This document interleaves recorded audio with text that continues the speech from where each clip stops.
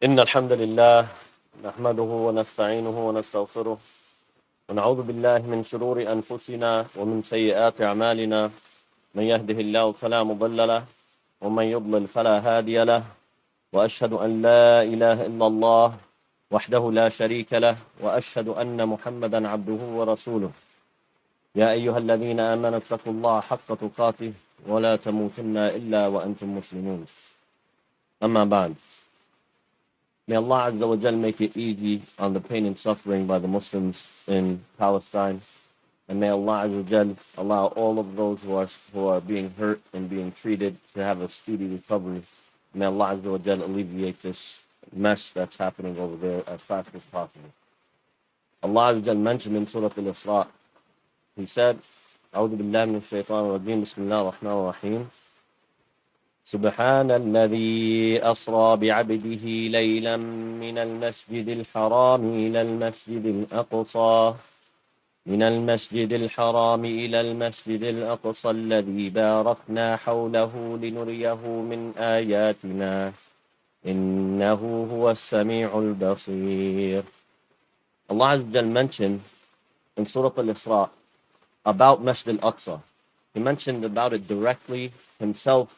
Allah Azza wa Jal decided to reveal this ayah to the Prophet Muhammad, this ayah as a verse in the Quran and an ayah as a miracle that happened in the history from when the Prophet ﷺ was given prophethood. When Allah starts out with Subhanallah, the word Subhanallah in the Quran, Allah is negating something. So anytime you read the Quran, Allah is saying that they lied about him, that they're saying something about him that's false. So he's negating something.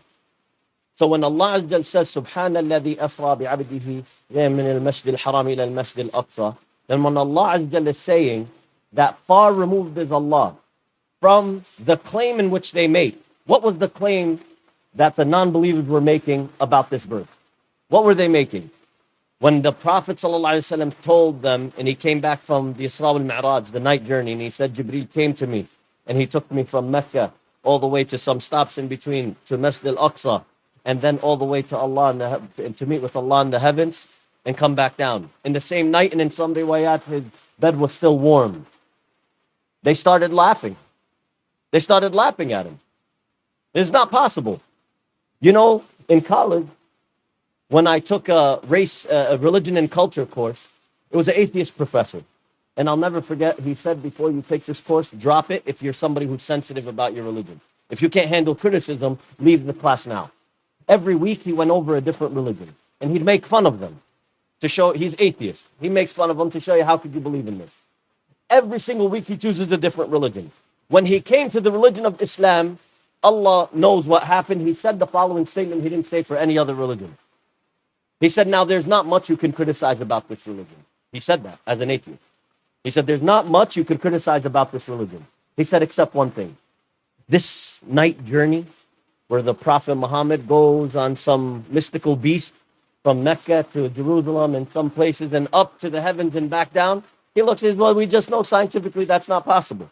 We have the ozone layer, we have the hemisphere, we have etc. It's not possible. He said, so if we could remove that, he said, actually, it's a very believable religion. Ya salam. Allahu Akbar. And you see, Allah Azza wa Jal is telling us, especially in relation to this ayah, I want you to never forget. Because we're looking at the news, brothers and sisters, and it seems hopeless. It seems tough. They say you woke the bear, you poked it, now you're going to see the result. You do know there's Allah.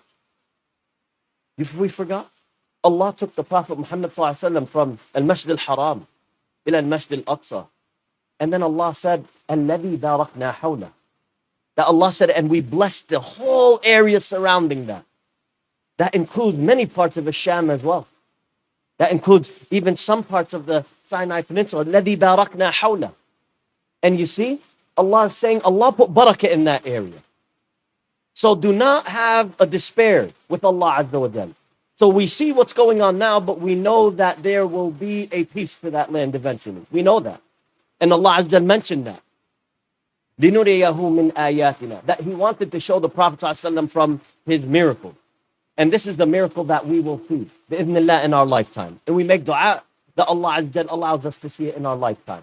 الَّذِي بَارَكْنَا حَوْلَهُ Ibn Abbas radiallahu anhu said, you said, know why Allah said this about here, this land? He said, you know how blessed this land is? There's not a single space in that area except that a prophet stood there, or an angel stood there, or a prophet is buried there. That's how blessed that place is. That's how blessed Masjid al-Aqsa is. It's where the Prophet Muhammad sallallahu alaihi wasallam, he led all of the Anbiya in Salah, including Jibreel. That's how blessed that place is. One of the oldest masajid on earth. They asked the Prophet sallallahu alaihi wasallam, "Man aqdam masjid ala al-ard?" He said, "Ya O Prophet of Allah, what's the oldest masjid on earth?" He said, "Al-Masjid al-Haram." He said, "The Masjid al-Haram in Mecca." They said, "Ya Rasulullah, man ba'da?" He said, "Which one was after it?" He said, "Al-Masjid al-Aqsa." That Masjid al-Aqsa. وَكَمْ بَيْنَهُمْ, and how many years between them? Ya Rasulullah, 40 years between them. And we know that Adam alayhi salam built Masjid al-Haram, Masjid al-Aqsa. And we know that Ibrahim rebuilt it on the Qawa'id. And what about Masjid al-Aqsa? We know that the Prophet Sulaiman rebuilt it after it was demolished multiple times. As the Prophet sallallahu alaihi wasallam, he mentioned to us that the Prophet Sulaiman rebuilt it. But you have to understand something about this masjid. The Prophet ﷺ said it's one of the signs of the Day of Judgment. It's one of the signs of the Day of Judgment. He said, count 6 before the hour. He said, my death, ثم فتح بيت المقدس. He said, my death, and then afterwards he mentioned 6 signs. The second one he said, the opening and the opening of Masjid of Bayt al-Maqdis, that area, Jerusalem and the area surrounding it. You see, that's a minor sign of the Day of Judgment. A minor sign of the Day of Judgment, brothers and sisters, can be repeated multiple times. Why is that important? The scholar said, because a lot of us, we say, oh, khalas, nothing we could do, we wait for the Mahdi. We just got to wait. He's the guy, he's going to come. Come with what? Because the Prophet ﷺ said, when the Mahdi comes, and Allah Azza wa Jal will guide him in the night. Yani he might be amongst us, and he's not somebody who's a good Muslim. FYI. If you look at all of the tafsir about the Mahdi, but Allah bihdi in a night, Layla, as in some riwayat it mentioned. But where does he come? Like the scholar said, that there will be a camp of batil and a camp of haqq. That the Muslims will, and he will know which camp to join. He will know which camp is going to support him. And you have to ask yourself, you see, look at the history of this land. How the first time it was given over to the Muslims without even a single bloodshed. When the Muslims started spreading the religion of Islam and they came to Jerusalem, it was being oppressed, brothers and sisters. It was being oppressed with tyrannical government. And so when the Muslims reached the outskirts of the gates of Jerusalem, the Christians at the time said, we're not letting you in and we're not going to fight you. But what's the solution? They said, but in our scriptures, it says we're going to give the key to a person who he has not arrived yet. They said, describe him for us. They described him, and the person they described was Umar ibn al-Khattab, radiyallahu anhu. So they went back to Umar ibn al-Khattab, and they said, this is the situation we have. If you go and get the keys, they're going to give you Jerusalem. They're going to hand it over to you. With no bloodshed, nothing. And welcome you. And live freely together. So Umar radiallahu anhu, he took shura amongst the Sahaba. He took shura. And the majority, understand this, brothers and sisters, the majority of the Sahaba said, don't go. That's a trap to get you out so they can kill you. You know who convinced him? Ali ibn Abi Talib, radiallahu anhu. He said, Ya Amir al-Mu'mineen, do you know what this land is? This is Masjid al-Aqsa. This is Bayt al-Maqdis. This is where the prophets so-and-so, this and this, and he venerated the land and he convinced him and he goes. And I want you to remember the statement that when Umar radiallahu anhu, he reaches Abu Ubaidah ibn al-Jarrah, when he's waiting outside of the skirts of Palestine for him to receive Amir al-Mu'mineen. And he sees Amir al-Mu'mineen, Umar ibn al-Khattab, he's walking as the servant is on the ride, and he fell into a ditch. His clothes got a little dirty, not even that fancy. Abu Ubaidah started crying. Like, this is our leader. Look at how humble he is. It was his turn to ride. And even the servant said, maybe you should ride now. He said, no, what's fair is fair. He said, it's your turn. So Abu Ubaidah wanted to tell Umar al-Khattab, he said, you know, these people, they like to receive missionaries with like, kind of like a fancy way, if you will. If you will. So if you can maybe change or dress a certain way, just so that we can welcome them as their culture. Umar started slapping his side. He said, Ya Abu Ubaidah, if only this statement came from someone less knowledgeable than you. And wallahi, now this is the part that I want you to never forget.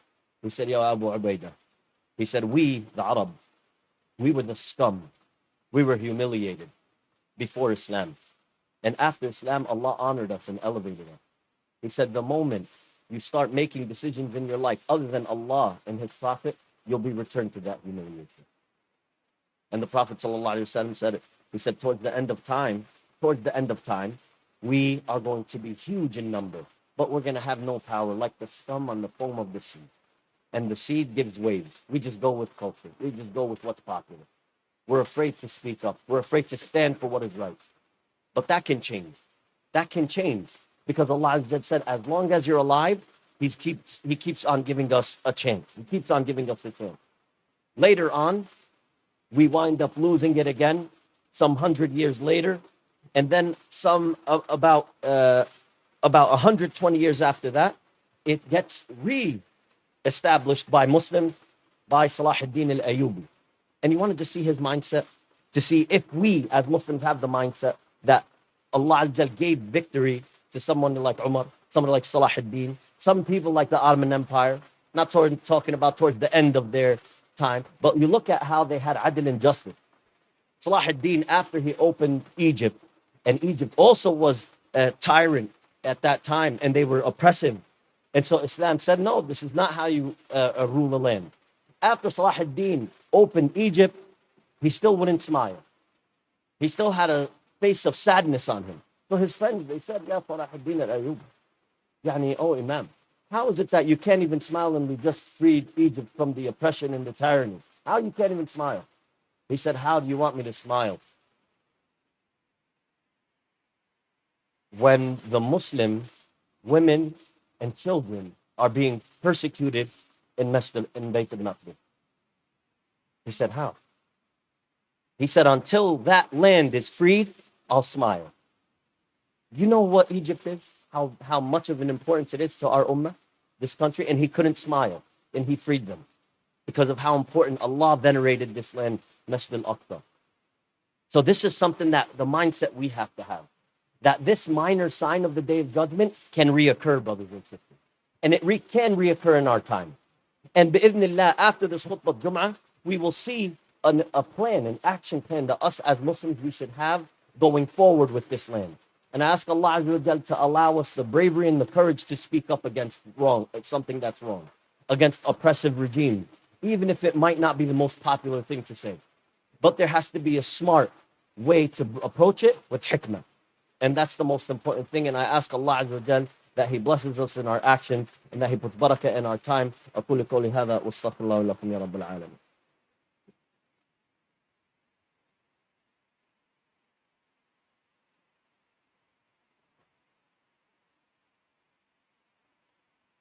الحمد لله والصلاة والسلام على رسول الله صلى الله عليه وسلم وآله وأصحابه أجمعين. يا أيها الذين آمنوا اتقوا الله وقولوا قولا سديدا يصلح لكم أعمالكم ويغفر لكم ذنوبكم ومن يطع الله ورسوله فقد فاز فوزا عظيما. أما بعد. So what do we have to do as Muslims, as American Muslims living in the United States? You know, I asked this question one time when we were speaking about Masjid al-Aqsa and Khutbah Jumu'ah. One brother freaked out. He ran outside immediately. He thought, oh, what is he going to tell me to do? He ran. I don't want to be a part of it. What are we going to... No, nothing special. The action plan I'm going to start with is the advice the Prophet ﷺ gave. Listen, after the Prophet ﷺ mentioned in Sunan ibn Majah in a hadith sahih, in a sahih hadith, that after Sulaiman ibn Dawood, the Prophet Sulaiman, rebuilt Masjid al-Aqsa, he asked Allah for three things. The Prophet Sulaiman, he asked Allah for three things after he rebuilt Masjid al-Aqsa. He said, oh Allah, I ask you for a hikmah that's in line with your hikmah. So you make my judgment in line with what you intend. He said, the second is a dominion that no one after me will have. Sulaiman ruled the world. And Allah gave him control over the wind and the jinn. And then he said, and that no one Muslim comes to pray in this masjid with the intention just to pray in that masjid, except that he leaves like the day his mother gave birth to him, the reward of Hajj. That's the dua of Sulaiman. The Prophet ﷺ said, Allah answered 2 of the 3 for Sulaiman, and I asked Allah to answer the 3rd. And it was granted. Anybody who makes a trip just to go pray 2 rak'at in Masjid al-Aqsa, you get the reward of Hajj. Still have to do Hajj, but you get the reward of Hajj. From the dua of Sulaiman and from the dua of the Prophet ﷺ saying Ameen to his dua.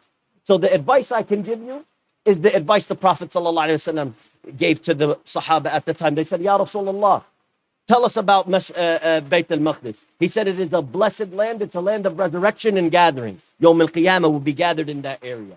He said, go and pray there. Listen what the Prophet Muhammad ﷺ he said. He said, go and pray there. For a prayer there is like 1,000 prayers anywhere else. In another riwayah, 500. He said, and if you, they said, Ya Rasulullah, what if we can't go there? What if we can't make the journey? He said, then give a gift of oil to light its lamps, and that will be as if you went there. Now you pause and say, well, you want me to go over there and recognize this group, this Zionist regime, this oppressive occupier? But it wasn't free at the time of the Rasul. It was occupied. It was under a tyrannical government. It was under an oppressive regime. And the Prophet ﷺ instructed the Muslims go and pray there. You forgot that part. We're not going to recognize them. We're going to be in solidarity with the Muslims, and we're being in solidarity with the Palestinians who are struggling over there. That's what we're doing. And that's why you just go and pray 2 rak'at. Take the advice of the Prophet Muhammad ﷺ. When I went there, multiple times, there was an old woman who I saw on the outskirts of the Haram. And I asked her, I said, she said, where are you guys from? We said, our ancestors are from here. She said, yeah, we know, but where are you really from now? And they don't count us. Obviously, you don't blame them. Call yourself, alhamdulillah, Palestinian American coming from that culture, but we don't struggle like this. Let's be honest with ourselves. We told her we're from America. She said, welcome. She said, I want to tell you one thing to tell the people of America. He said, what? He said, tell them about this forgotten masjid. He said, the one here, didn't Allah say this is the 3rd most blessed masjid? Tell them about it. Tell them to just come pray here. Tell them not to worry about us. This is what she said. We'll be okay. He said, don't worry about us. She said, just fill this masjid. There was a woman who 3 of her children died in Gaza from a killing, young children. The interview comes to her, the reporter says, hey, what's going on? How do you feel? She's crying. Obviously, she lost 3 of her boys. And she said, I'm not worried about my boys. They're with Allah Azza wa Jal. He said, I'm worried about the Muslim Ummah. She said, what are they going to say to Allah? What are you going to say to Allah? So the best thing you could possibly do is with action is try as best you can, at least right now, make the intention that I want to go and pray in Masjid al-Aqsa when you have the ability to. And if you can't, then the next action item you have to do is see if there's an organization that you can volunteer with. Alhamdulillah, we're educated here. There's a lot of things you could get involved with.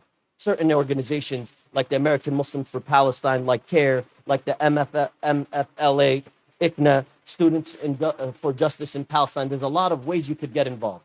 And you can help support them bi'idhnillah as best you possibly can. The second is when Allah mentioned, ثُمَّ لَتُسْأَلُنَّ يَوْمَئِذٍ عَنِ النَّعِيمِ. That Allah said, and you're going to be asked about all the blessings He gave you. Your eyesight, your speech, your silence, your action, all of these things.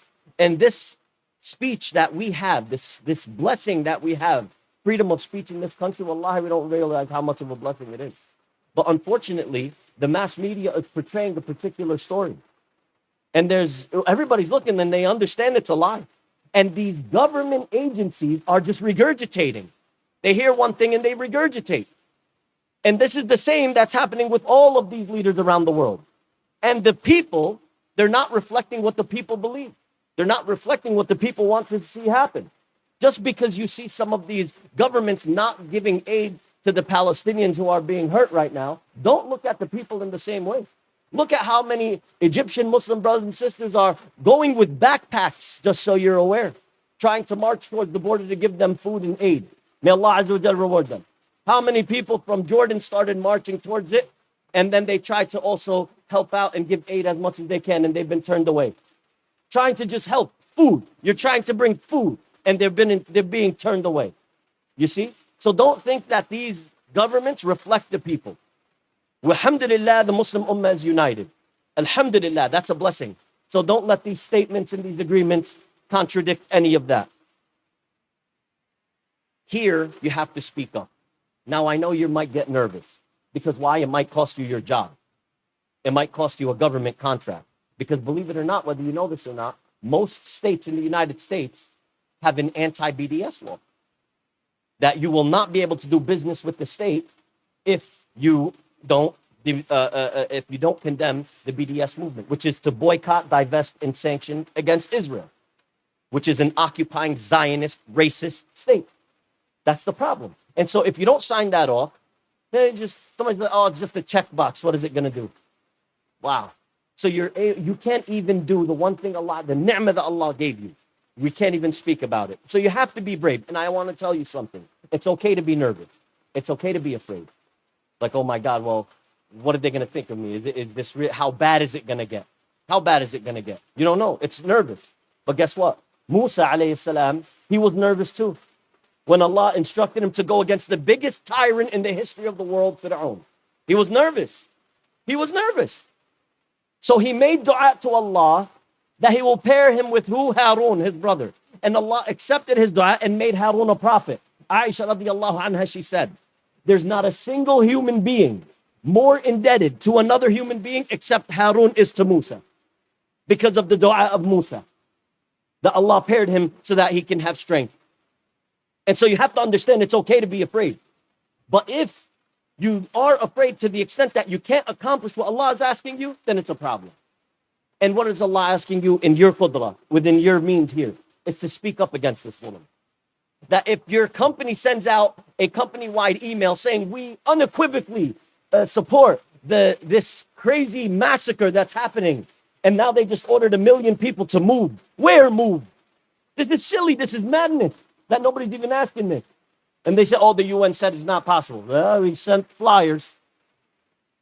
You can't even give a two-sided approach.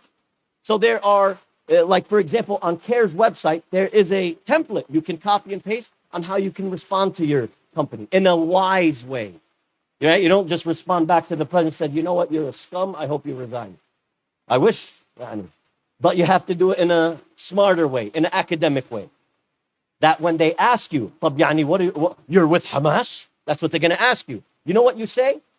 We condemn the loss of innocent life unequivocally. Muslim. That's a fact. It's in the Quran. Allah said, save one life, not a Muslim life. It's like you saved all of humanity. That's what we condemn. So there's certain questions we have to know. Which side do you support? They're going to say. Do you know what we support?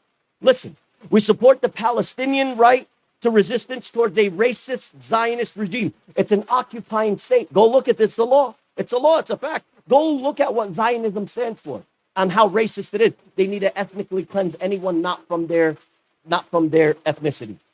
They have to remove them. And so we support 7.2 million people, and we will not allow you to diminish this cause in the light of a few people. We're not going to let you do that. But we will support the 7.2 million and anyone who is with them. And by the way, amongst those 7.2 million Palestinians, yes, the majority of them are Muslim, but there's Christians amongst them. Go look at how many people died in Bethlehem and in Nasra in history. Go look, none of them are Christian. And even amongst these 7.2 million Palestinians, some of them are even Jewish. They were living there before, but in harmony, like neighbors, like nothing. Ask some of the elderly how they were neighbors and they would share food and make sure nobody went hungry any night 100 years ago. Ask them. So we have to understand, then who's the war against? This is the part we have to make sure there's a clear distinction. We have no war against Jewish people. You have to understand they're part of Ahl al-Kitab. They're part of Ahl al-Kitab. You have to learn on what you're saying, brothers and sisters. Learn on what you're posting online about social media. We have no problem with the Jewish people at all. We have a problem with Zionism. We have a problem with Zionism. That's the problem that we have with. And yes, we understand now they have different ranges. Like, oh, there's the far extreme, far right. But at the end of the day, the core is it's a racist ideology concocted 120 years ago by a handful of people who funded it. So you have to understand, because Allah instructed us on how we deal with Ahl al-Kitab. We can marry from them. We can eat from their food. We allow them to even have their own courts to rule amongst each other. No problem. We live in harmony, alhamdulillah. So our problem is not at all with the Jewish religion, at all. So make that very clear. The problem is for those who have this racist ideology that we have to ethnically cleanse anyone who's not Jewish. And that's not the thought process of all the people. Now, the final thing. Where should we get our information from? Because if you turn on the news, brothers and sisters, it's a mess. They tell you, oh, the militants, they came and they beheaded 40 children. But you know where that came from? One woman reporter who said, I see in the distance, I don't know, I heard them saying there's 40 children beheaded. On Twitter, her own account, she redacted the statement, and yet it's still being regurgitated. They're still passing it around. They said that they raped women. Not one incident of rape happened. They said that, oh, not just that they raped women, oh, you know what? They killed 250 people in the music festival. There's not one that showed that they were killed by them.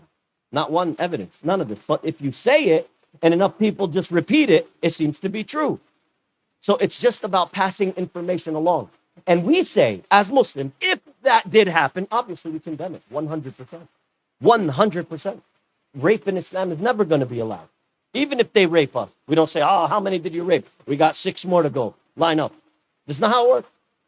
That's not how it works in Islam. That's it. And so us as Muslims, what I will tell you, there is some channels. In Arabic, there are more. But in English, I will tell you, you can go on YouTube and you can watch Al Jazeera English, at least to see a little bit more of a balanced approach to the war that's going on over there. YouTube, Al Jazeera English, for now, it has a balanced approach on the situation. And even if you go on Twitter, for now, you will see firsthand accounts of what's going on in the ground there, on the ground. For now. Why do I say for now? Because most of them are actually signing off saying we're running out of power. My phone is not going to keep recording. I can't keep telling you what's going on. There's no more communication with them. They're losing everything. Everything. There was one brother who went to the store. The shelves are empty. He just looked for just bread or food or anything that he knows will sustain over a long period of time. And think about how we're living compared to how they're living. If the Prophet ﷺ said we really want to be one ummah, and he said that qulubuhum qulubun wahid, that our hearts are one heart, we feel with them. So in the final part, and I'll end with this, is alhamdulillah, we do have wealth here. We do have wealth. So the Prophet ﷺ said it's incumbent upon all Muslims to give sadaqah. How is the order of the sadaqah we should give? The best way you can possibly give is to donate from extra money that you have, and as much as you can, up to 1/3. Up to 1/3, so you do not leave your family poor like the Prophet ﷺ he mentioned. Now you know that no aid is going there. They're not allowing it. But you still should try to find ways that organizations who are preparing so that when it's available, they can get aid there. So prepare your wealth so that you can do that. Also, support the organizations that I mentioned, donate towards them. And the Prophet ﷺ said, if you don't have extra money to donate, he actually mentioned in Hadith Bukhari, go get another job. Busy your hands, and then from the extra money, support your family and donate from the extra. They asked the Prophet ﷺ, what if we can't even do that? He said, then if you can't do that, you should help the needy and appeal for help. Yani at least speak about it and appeal to those people who need help. And last but not least, they said, Ya Rasulullah, what if we can't even do that? What if you have no platform? Right? He said, then you should perform good deeds and keep away from evil deeds, and this will be regarded as your charitable deeds. And one of our teachers, Dr. Hatim al-Hajj, he said, right now, when you're making dua for the people of Palestine, he said, pair it with a good deed. Pair it with a good deed, as the Prophet ﷺ mentioned. So not enough to say, oh, Allahumma faraj al-kurba an al-muslimin fi bayt al-maqdis, wa akna fi bayt al-maqdis. Ameen. But what did you do behind it? Give a sadaqah along with it. Say, I'm going to fast Monday. I'm going to pray an extra night in Qiyam. Things like this. Pair it with something good. And finally, if you don't have money to spend extra, at least where you're spending money, be smart about it. Support the BDS movement and do not give money towards that particular occupying regime. Do not. Do not at all. Look for where you have to boycott. Do not fund them and cut them off completely. At least from that perspective, we ask Allah Azza wa Jal that He accepts it from us and all of these different action plans. I ask Allah Azza wa Jal that He gives us the courage that is needed to help us support the Muslim brothers and sisters all around the world as much as needed. Allahumma hdina fi man hadayt, wa afina fi man afayt, wa tawallana fi man tawallayt. Allahumma barik lana fi ma atayt. اللهم فرج الكرب عن المسلمين في فلسطين اللهم فرج الكرب عن المسلمين في كل مكان اللهم فرج الكرب عن المسلمين في كل مكان اللهم حرر المسجد الأقصى اللهم حرر المسجد الأقصى اللهم حرر المسجد الأقصى اللهم اغفر لنا ولوالدينا اللهم اغفر لنا ولوالدينا اللهم اغفر لنا ولوالدينا وصلى الله على محمد وآله وأصحابه أجمعين وقيموا الصلاة يرحمني ويرحمكم الله وصلى الله على محمد وآله وأصحابه أجمعين